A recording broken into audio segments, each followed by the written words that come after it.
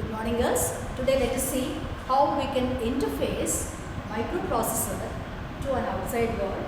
It is actually an interfacing through 8255 chip here, and one application what we are seeing is to generate a square wave on the CRO and calculate the time delay from CRO, compare it with your theoretical calculations. Let us see how it is done. Let us see the experimental setup.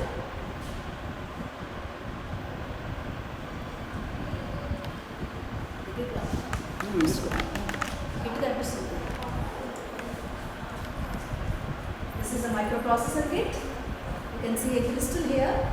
A 40-pin IC is your microprocessor. This is your keyboard, the address and data fields.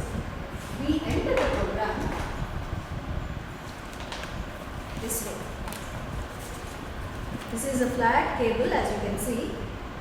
This is a 8255 interfacing chip connected by means of these two cables to the CRO. This is the ground. And how do you identify this? This is flat cable. You can see a red strap here. That means it's number 1. This is a 25-pin connector. This is 1, and this is the end extreme end, which is your ground. And on any one of these pins here, port A, B, C and control port are connected. Which port is to be identified is dependent on the pin diagram.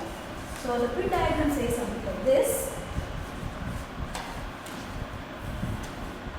This is the pin diagram of 8255. It is a 40-pin IC. You can see 20 pins on this side and 20 pins on the other side. So what it says is PA0, PA1, PA2, PA3, 4, 5, 6, 7. These constitute the 8 pins of port A. Each port is 8 pins. Similarly, port B, where is port B identified? Port B is identified from PB0, 1, 2, 3, 4, 5, 6, 7. The down pins. 4 on this side, 4 on this side. This is port A, this is port B. Port C is located in the middle. As you can see, this is C0, C1, C2, C3, 4, 5, 6, 7. And as you know, this is grouped with port B. The upper part of port C is combined with port A. That is how that is located. The remaining pins are data pins, VCC, and then ground, read, write. This is chip select and reset. This is the architecture of 8255. Now, in this experiment, the data that is coming from this cable can be connected to any one of the port, any one pin of the port. See, the logic that we are applying here is, this is transmitted here. The way you are seeing this waveform on the CRO, this is a high state, this is a low state. High, low, high, low. So this can be represented mathematically as 10, 10, 10. For 1010, the data that is required is something like AA, because A is 1010. If you type AA, it is 1010 alternatively, and that is what you see as a square wave here on the CRO. Now, what is the program? How do you write the program? You write the program like this. These are the different fields here: label, address of the memory location, mnemonics, object code, and comments is what you write. This is for the user to understand the program. Later on, when you go through it, you will know what is happening at different stages. That is why we write the comments here, and they are not to be executed. So now let us first understand what the program is before we see what is actually doing it. Move immediate A80. 80 is actually a control word. Control word is written in the control word format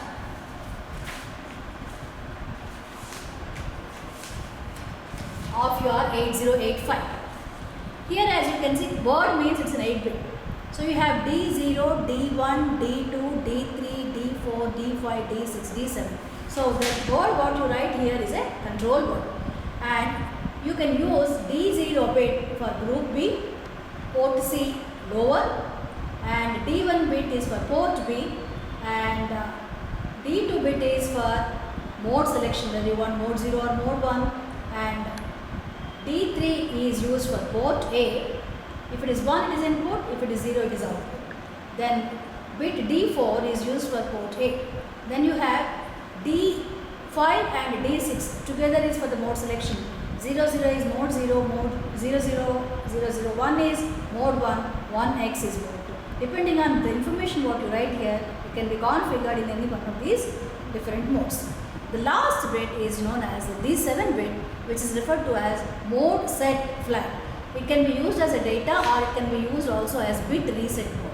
So if it is 1, it is bit reset, otherwise it is data. So accordingly this will be decided. Now let us see how do we write this program.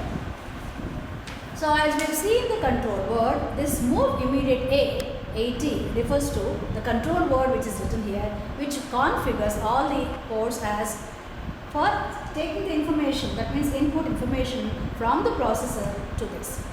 So this is a control word for that. And control port is identified by DB. So send this information to control port. Thereby you are programming it, because this 8255 is a programmable peripheral interface. By writing 80 here, you are programming this 8255 to work as a IO port, not as VSR. Then what is it, as I already discussed? We have to send this data AA, that is 1010 alternatively, to this CRO to be able to see it as a square wave. So you are sending that here. And by doing this instruction, by giving this instruction RLC, what is it that it is doing? It is rotating each bit to the left by one position. So whether you take it as 1010, if you rotate it left again, you will get it as 1010. So whatever bit comes out as the last bit, that will be sent to the port A. So suppose you have 1010, first time 0 is sent, rotate it left, 1 will be sent, rotate it left again, 1 will be sent, and this process will be in repetitive mode. So now this process will go on. Now what is it that we want to do? Since we want to have it as a repetition, we will keep it in the form of a loop here. We give a label here as loop 1. Then how long you want to have this information available on the port A depends on what delay you are giving here. So the delay is what is written here. The delay constitutes a part of the program where we are using register B to store the data. This data is the one which decides how much delay you are going to calculate, and that is what you are having on and off time here on the CR. So what is the loop that you are writing here? You send some data into the register B, decrement B, jump non-zero, go back to jump non-zero. Where is it going back to? It's going back to the loop 2. And this process will continue until where? Until it is non-zero. Once it's 0, it comes out of the loop. Then you will see jump loop to loop 1. Loop 1. Again rotate light, send this on to the output device, call this delay, and then this process will continue. How long will it continue? It will continue as long as this number.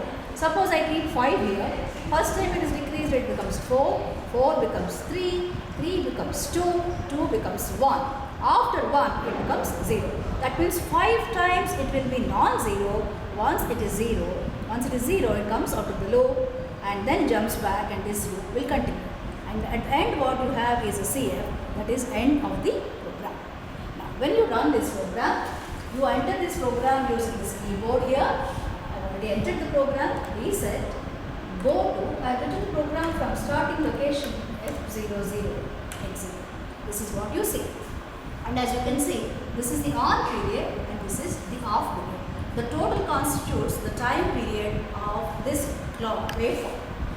Now, if I change the data in which location? In F00A location, reset, substitute memory F00A location.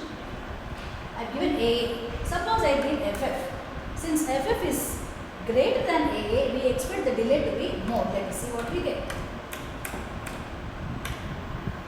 So the delay is extended here. Suppose I reduce back.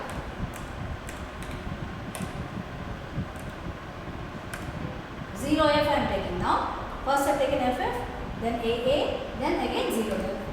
Reset. You can see it is reduced further.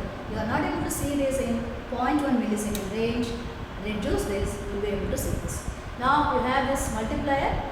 Whichever is convenient for you, whichever scale is convenient, accordingly you choose and measure the time. Now, how you calculate the delay? You calculate the delay using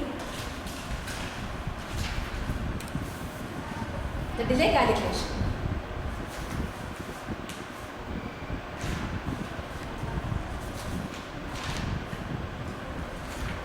The delay is between immediate way is outside the delay. DCRB jump non-zero or within the loop. So you calculate the delay here. Whatever delay you are getting, that has to be compared with this. How do you do the delay calculations? Each time period of this for this microprocessor that you are using, since the frequency is 3.092 megahertz, the time period is 1 by that, so 0.33 microseconds. So it constitutes outside the loop what the instruction is, inside the loop what the instruction is, and add them together. In outside the loop you have move immediate B, which takes 4 T states for the memory opcode fetch plus 3 T states for the memory read. Then inside the loop you have decrement B, jump non-zero. This decrement B takes 4 T states. It will be decremented as many number of times as the number which you feed into the register B. And it goes jump non-zero. It goes back and this loop will continue as long as it is not zero. So depending on what number you are giving, so many times it is going back. It is non-zero. Once only it comes out. So what T states it takes is, if it is going back it is 10 T states, if it is coming out it is only 7 T states. So use all this 4T plus 3T, 4T into 4T plus 7T into X time it is going back, X minus 1 times it is coming out, so T states, calculate the total time delay, and this time delay has to be compared with what you get from this, and repeat this experiment by choosing different values in this location here. This is AA, which location you should go to F00A, it is your determining factor.